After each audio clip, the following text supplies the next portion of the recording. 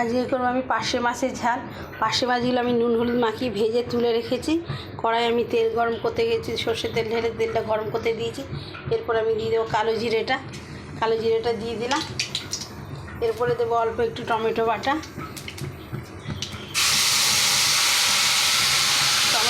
দিয়ে দিলাম। গ্যাসটাকে আমি বাড়িয়ে দিলাম।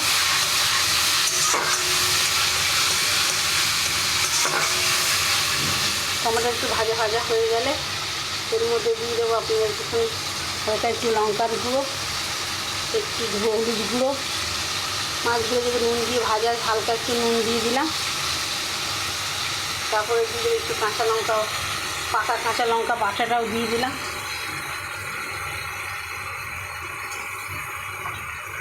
দিয়ে এটা কষা এগুলো আমি সর্ষে বাটাটা বেটে রেখেছি, সর্ষে বাটাটা এর মধ্যে দিয়ে দেবো। টমেটোটা একটু কষা হয়ে গেলে সর্ষে বাটাটা এর মধ্যে দিয়ে দেবো। তারপর ধনে পাতা কুচি রয়েছে, ধনে পাতাটা দিয়ে দেবো।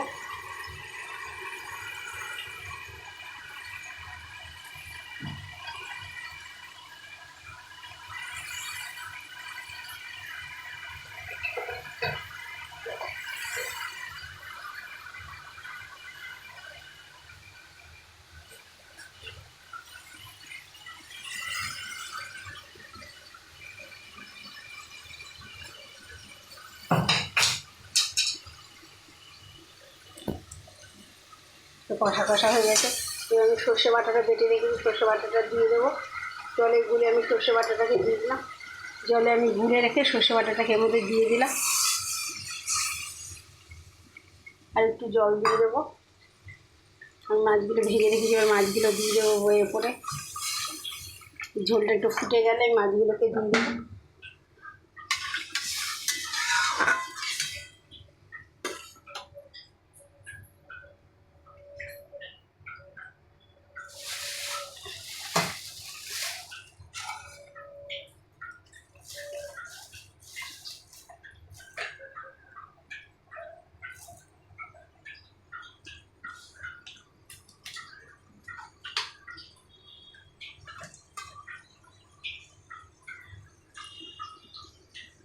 ঝোলটা একটু ফুটে গেলে মাছগুলো দিয়ে দেবো। তারপরে ধনে পাতাটা, কাঁচা লঙ্কাটা আমি দিয়ে দেবো।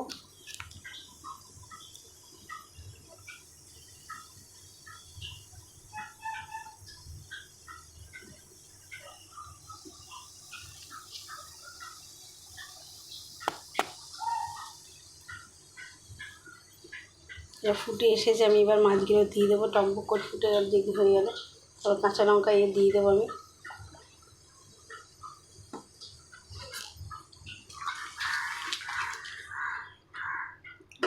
এবার আমি মাছগুলোকে সবের মধ্যে দিয়ে দিলাম। মাছগুলো আমার ভাজা ছিল, এর মধ্যে দিয়ে দিলাম। এবার আমি কাঁচা লঙ্কাগুলোকেও ধুয়ে চিড়ে রেখে দিয়েছি, কাঁচা লঙ্কাগুলোকে দিয়ে দিলাম।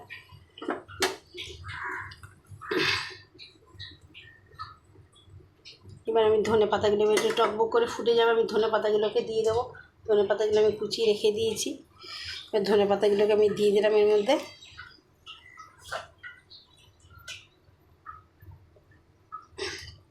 হালকা একটু চাপা দিয়ে দেবো এটাকে।